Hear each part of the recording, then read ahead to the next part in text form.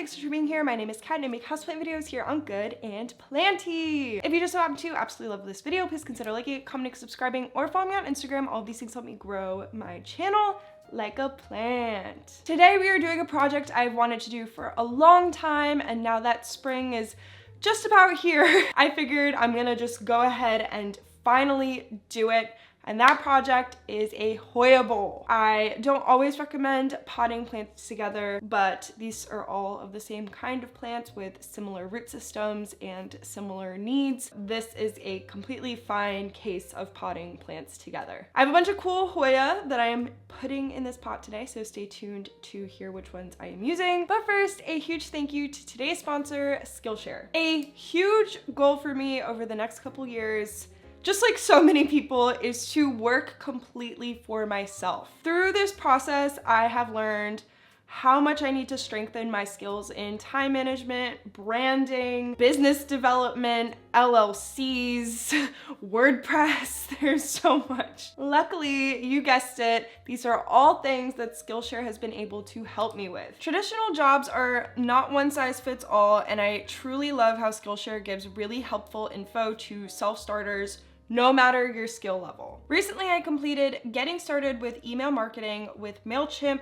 hosted by Allison Van Houten, the Senior Marketing Manager at MailChimp. I have a background in email marketing, so I'm very comfortable with this topic, but I still found a lot of new information to include in one of the projects that I'm working on behind the scenes. So if that sounds cool to you and you want to start a new skill, I really encourage you to sign up for Skillshare. There will be a link in my description box down below. The first 1,000 people to click that will get a 1-month free trial to Skillshare. So thank you again. And now let's get to the floor and start repotting. I'm so excited.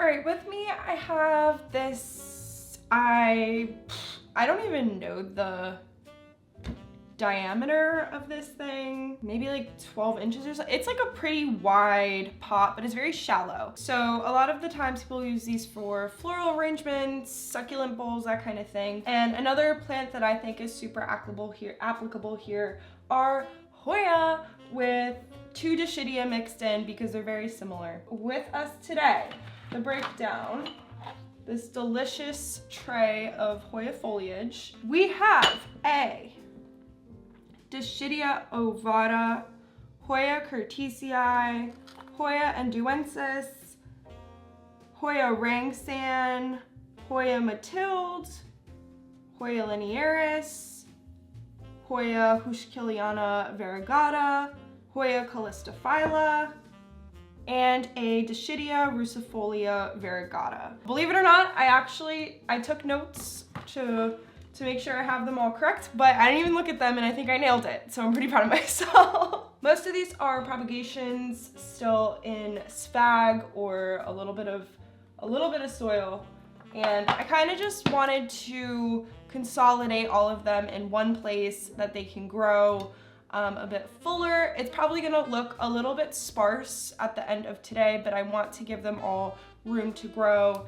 And since they are all Hoya and the few Dischidia, they all have very similar care. Now, the first step to this is gonna be to add a solid base layer of my soil.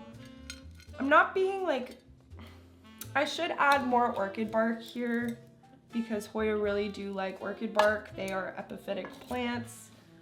But I do have a solid mixture of cocoa coir, pumice, orchid bark, and worm castings for nutrition. I'm gonna go ahead and put in a solid base layer. This is a bit of a wider pot, so although it is shallow, it's gonna eat up a decent amount of soil. Everything that I am using today will be linked down below in my description box if you are interested in getting some of these materials or this bucket, whatever. Okay. Now I'm also gonna note I'm not filling this up to the rim because it's still a pretty deep pot. It's just very shallow compared to what a lot of my other plants need. I'm not gonna go super hard with the base layer. So you can see that I still have a few inches up here, and that's pretty strategic.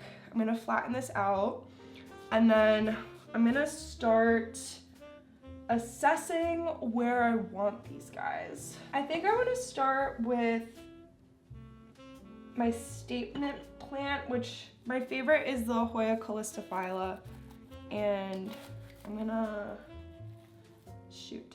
And I'm just gonna work out some of this spag. I want you to see it, but I don't want it to go in the bowl.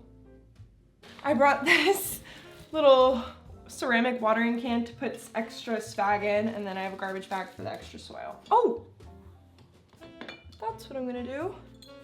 I prefer to moisten everything. I feel like people go back and forth on like what's the better method. I always prefer wet spag because when the roots are brittle, they're more prone to breaking. So I'm gonna do it this way. And you know what, we'll do it like this so you can see. There we go, see, it comes off so much easier. I'm less frantic about broken roots. There we go. This is one of the more annoying parts of propagating in spag. I'm not expecting any wild root progress, if I'm being honest with you. I didn't keep this in a very high humidity environment. The spag just blends in with the roots so well. We don't always know what's going on. Okay, this little girl is free, and I think I'm gonna want her in the middle somewhere. So I'm just gonna like loosely, before I really pot them in, I'm gonna play around with the arrangement because maybe I'll change my mind. We don't know. Now let me like quickly unpot the rest. You don't need to see all of that. It's the same concept. I'm massaging the plants out of the spag and saving the spag.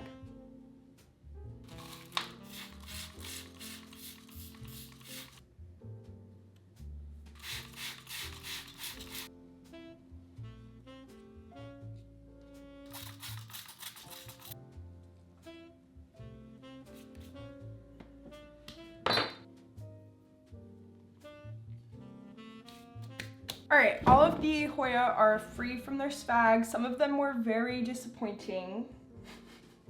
For example, this Dischidia ovata, I let dry out way too much in the spag, and we have a lot of very fragile, thin roots. But then on the other hand, with plants like the Hoya Matilde, we do have a bit of a root system starting to go.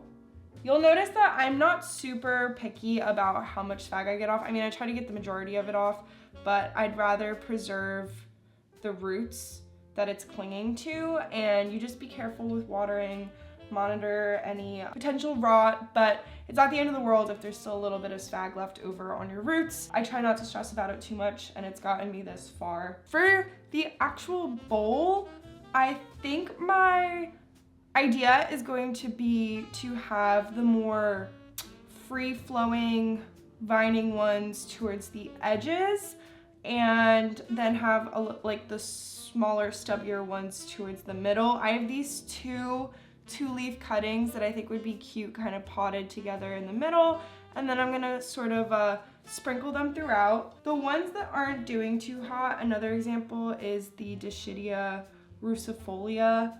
Very weak root system, you can barely see it. For those, I'm just gonna like very lightly tuck them in, or maybe just let them hang across the soil up top so that they can kind of shoot out roots through more nodes. I'm just gonna play around with it a little bit. I'm just kind of trying to give them all their own little space while still looking good together.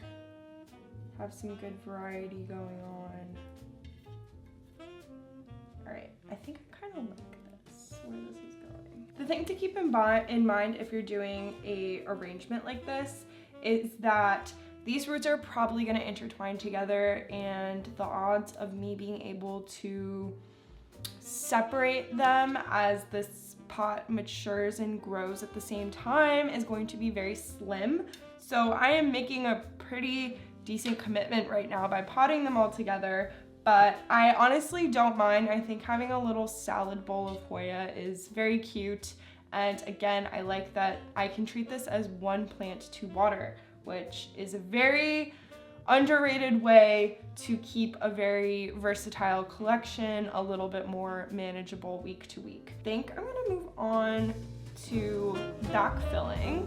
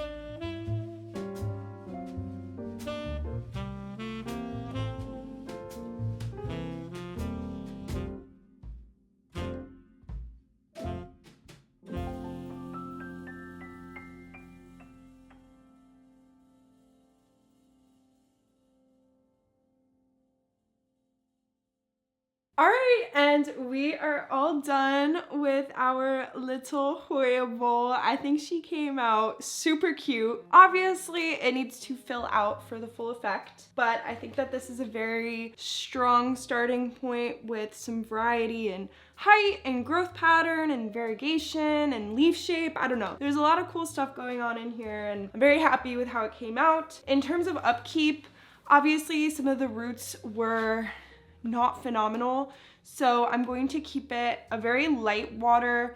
I'm not a huge fan of misting because I do want to encourage the roots to grow deep and strong. So I will be doing a actual water, but I'm not going to soak the soil all the way through until some time has passed. And then eventually, because it is potted a little bit lower in this bowl, if I feel like the roots are starting to come out of the bottom, I will just simply take it out, put more soil below, and then replace the plants and kind of backfill from there. This is probably going to just be like an ever-changing little plant bowl. Thank you all so much for watching. I had a lot of fun with this video today. Again, a huge thank you to Skillshare for sponsoring today's video. If you want to check them out, they will be linked in my description box down below. The first 1,000 people to use the link in my description box will get a 1-month free trial to Skillshare. And with that, I hope you all have a lovely day. Please subscribe, like, comment, all that good stuff, and I will see you in my next video. Bye!